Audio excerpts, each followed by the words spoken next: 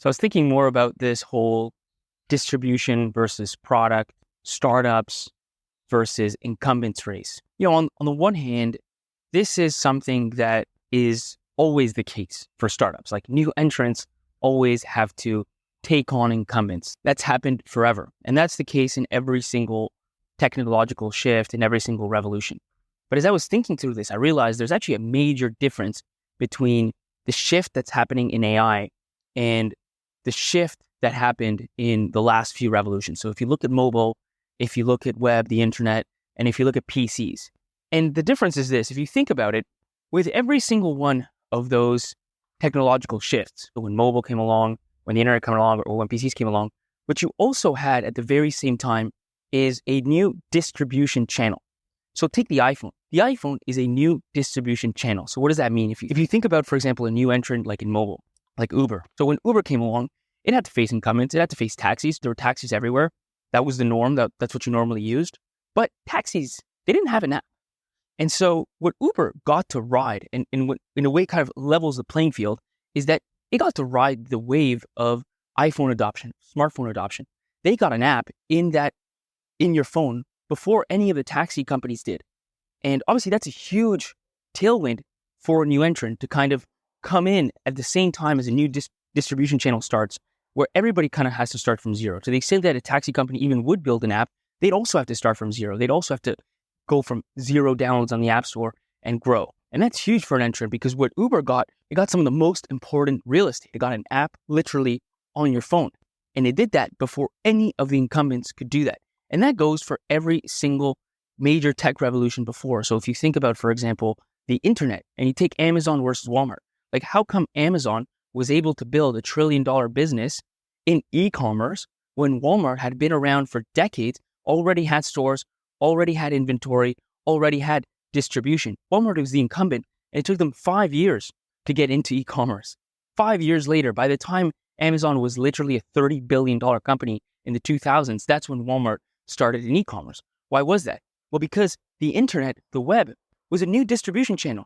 The reality is that Walmart had stores, it had infrastructure, but it's not like it had a website. So when the internet comes out and browsers like Netscape and then Explorer come out, everybody's got to start from zero. Everybody's got to start from a blank slate. It's effectively a blue ocean for everybody, entrants and incumbents alike. Sure, Walmart has a brand and Amazon didn't, but neither of them had a website.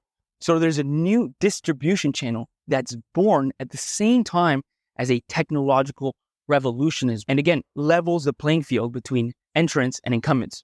Same thing in the PC era. You look back at the PC era, well, PCs, personal computers, they're a new distribution channel. When the PC comes out, everybody's got to go and build an app from scratch. There is no software that's already built out to work on a PC. And that's the sort of thing that helps Microsoft, because guess what? IBM doesn't have an OS already pre-built for a PC. It's a new distribution channel. And they end up finding a partner, and that partner is Microsoft, and the rest of the stays history.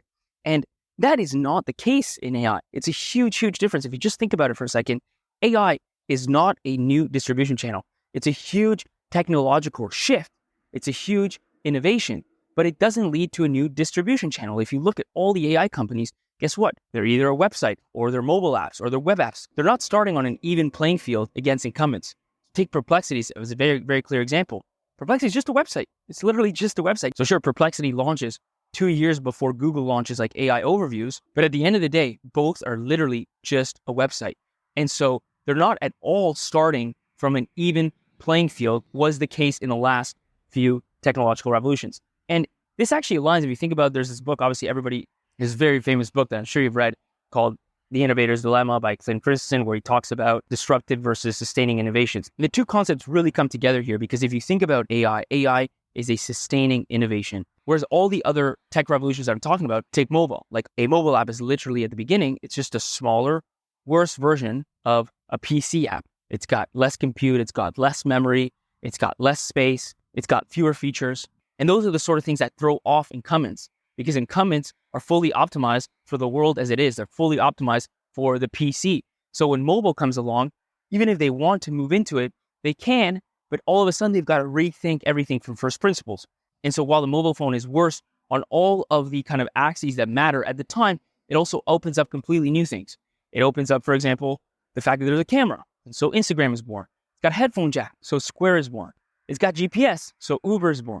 And these are differences that new entrants can take advantage of, maybe even faster than incumbents can. You go back to e-commerce versus commerce. E-commerce, when it comes out, is a worse version than in-store commerce. You can't sell nearly as many goods. You have way less selection. Prices are higher because you got to pay for shipping, and shipping is crazy at that time, and it's slow. Everything about it is worse, so why would Walmart even care? Plus, the market is tiny. There's only so many people at that point that actually care about e-commerce. Tiny little market. It's a disruptive innovation, and it makes it really hard for incumbents. Again, same thing with PCs. Like, how come IBM launches kind of the world's first, let's say, mainstream PC and gives the entire cake to Microsoft? It's because they didn't know any better. It's because they didn't figure it out. It's because it was a disruptive innovation. And even though they moved into the game, they didn't actually know how to play it.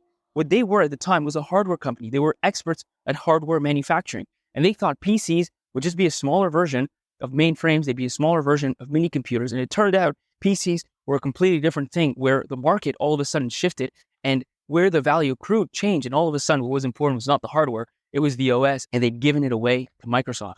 But that doesn't happen with sustaining innovations. And that's the big difference between AI and all these other revolutions, which is that today, we're not talking about Walmart or taxi companies. We're talking about Google. We're talking about Meta. We're talking about Amazon. We're talking about tech companies. They all understand the innovator's dilemma. Not only that, they're not even really facing it because, again, AI is not a disruptive revolution. There is no new distribution channel. All they have to do is add AI to their main products, and their products just get better. This is obviously critical for founders because basically this why wouldn't X question takes on a whole new meaning. There's always, like I said, always a worry about incumbents. New entrants always have to fight incumbents. But in this tech revolution, in the AI revolution, the playing field is not nearly as leveled out as it was the last few times. So as a founder, you have to go into it really thinking about, what do the incumbents in my space look like? And why do I actually believe that I'm going to win the race of product versus distribution? It's always the case that startups have better products, at least initially. They're earlier to launch products, and incumbents have better distribution. And in this revolution, this is one of the most important questions that founders need to think about. There's actually like 3 questions that you really need to think through. First one is, who are the incumbents? Because not all incumbents are made equal. Are we talking about a tech company like Google or Meta? Is that who you're competing against? A tech company that not only has incredible resources, brand distribution, just like all incumbents, but on top of that actually knows how to develop technology, can actually attract incredible talent? That's the first question. Versus if you're tackling some legacy player that's spending more time refactoring than putting out new features, that doesn't have the ability to get the world's best engineers to come work for them.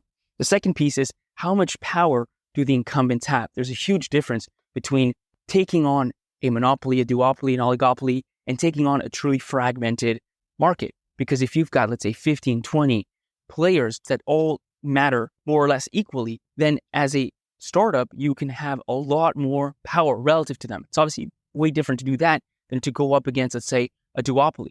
Because in a fragmented market, what opens up to a startup is partnerships. All of a sudden, you have 15 players who are highly competitive with each other and who therefore have a lot more reasons to partner with you and give you the distribution that you're lacking.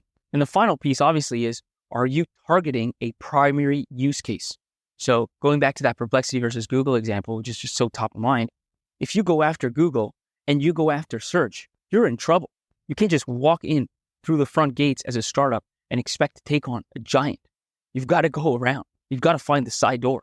And the side door for Google is definitely not search. So the reality is, most incumbents tend to have big products with many different features. They're playing across many different markets. Some are priorities, some are not. There's a huge difference between building something that is top of mind for the incumbents and building something that's a 5th, 6th, 7th priority. Because the reality is, when you go up against Google, you're not necessarily going up against Google, you're going up against a PM at Google. And if that PM and that team is the team that's getting the most attention, the most resources, then you're in trouble. But if that team and that PM is not, if it's on the periphery, then you as a startup have a much higher chance of beating them. But I say all this because I've seen many startups already that rush to build out a product and are first to market with some pretty innovative AI-driven features. They're not taking nearly enough time to think about what's going to happen when inevitably the incumbents come out with something similar. This revolution is not like the ones before. The playing field is not level. And so if you're a founder and you want to build something truly big, You've got to think this through, and you have to position yourself in a way that you're likely to win the race. I just gave you content that you liked so much, you actually listened to the end. And guess what? You didn't pay a single dollar. Not only that, I didn't even put any ads in your face. So you just got a bunch of content for free. And now that I've delivered that value, I'm asking for something in return. Open your app, open Apple Podcasts, open Spotify, open whatever app you use to listen to this, and hit that follow button. It's actually going to help you because it's going to help you make sure you don't miss out on the next episode, which you like so much that you listen to the whole thing.